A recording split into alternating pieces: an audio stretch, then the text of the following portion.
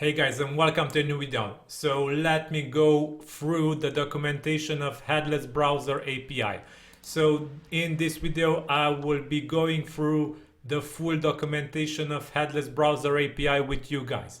So it will be found at headlessbrowserapi.com, linked in this video's description. You should go to the page and click documentation and go with me on through this video. So let's scroll down now and we will see that this API has 3 endpoints so far. The first one is the Puppeteer endpoint, which will scrape websites using Puppeteer. The second one will be the Tor endpoint, which does the same, scrapes website using Tor. And the third one is the PhantomJS node, which will scrape websites using PhantomJS. So let us get started with the Puppeteer one. And I will scrape this example website in my requests for this video. So let's go ahead and copy the example here. So as you will be able to see here, there will be 2 main API parameters. The API key, which will be your API key that you will enter here in the request, and the URL. So let me copy this and let us modify it to make it work. So if you enter it like this without any modification, an error will be returned, invalid API key. So let me demonstrate with an API key that works. So this is a testing API key that I created, and it will no longer be available after I finish this video, so I will delete it. So don't bother trying it out because it will no longer work for you.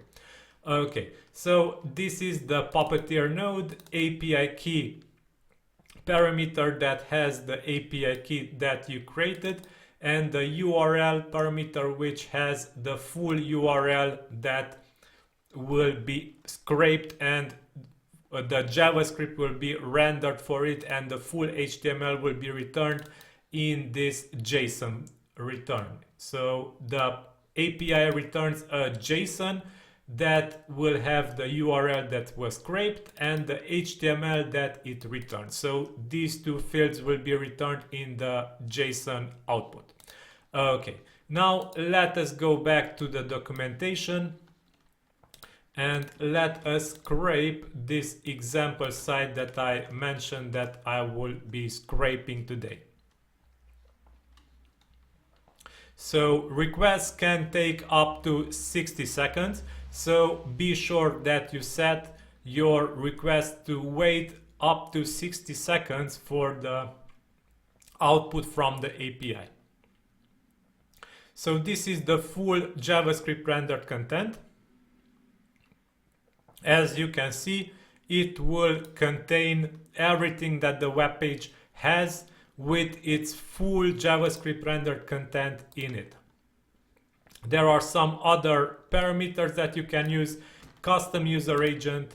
Let me exemplify this also. Custom user agent equals Chrome. So you should URL encode things that are not URL friendly. So characters that are not URL friendly should be URL encoded. So if you have a user agent that is not user friendly, URL friendly, it should be URL encoded. So this request will send user agent to the CNET site as Chrome. But this is not a valid user agent. You can add here valid user agents also. Okay, custom cookies. You can send custom cookies to the site to simulate login. So this can be used to simulate login and to scrape content from sites that require login first. So you can add custom cookies in this format. Cookie 1 equals cookie value 1. cookie2 equals cookie value 2, so don't forget to separate them by a semicolon, and this should also be URL encoded. Okay, now let's go to user pass. This is a HTTPS user pass that the website might require, and the API is also able to pass it. So write it in this format, user and pass. Don't forget to URL encode this also. So keep in mind that all API parameters should be URL encoded. Timeout, this is a timeout in milliseconds. How long should the API wait for the website to respond? So the maximum value for this and also the default value for this is 60,000 milliseconds, which equals 60 seconds. So the API will wait 60 seconds each time if you don't enter a value for the timeout. But if you enter a value for timeout, for example 10,000, then the API will wait only 10 seconds and afterwards it will time out. The proxy URL, you can also use proxies here to scrape content, and proxy authentication. So the proxy values, you can enter multiple proxies in this format: IP address and port. You can enter a comma separated list of proxies. Also, if they require authentication, you can use it like this. So user and pass. Don't forget to also URL encode these values. So the result will be a JSON file with URL and HTML content, or an error if something broke and the API was not able to get the content from the website that you wish to scrape. Okay, so this is the Puppeteer node. The Tor node is very similar. Instead, it is almost the same, except that it does not have the proxy URL and proxy out fields, because the Tor network does not require proxies. Because the Tor actually is a proxy chain and they will automatically use proxies. Because of this, you don't need to use proxies when using Tor. So all you have to change when using Tor is, instead of Puppeteer, write Tor and hit enter. And now you will get the content rendered by Tor instead of Puppeteer. So importing can last a bit longer for larger sites, but here it is, the content rendered by Tor. Now the third API node is PhantomJS. This is exactly the same like the Puppeteer node, only that it uses PhantomJS to scrape content and to get the scraped content.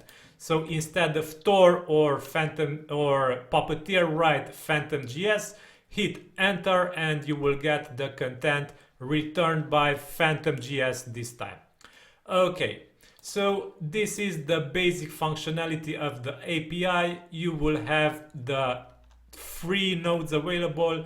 All three will call a separate headless browser. So Puppeteer, Tor, and PhantomJS will be able to be called, and they can be put to work to scrape the fully rendered HTML content for you. So this HTML, keep in mind, will include JavaScript rendered content.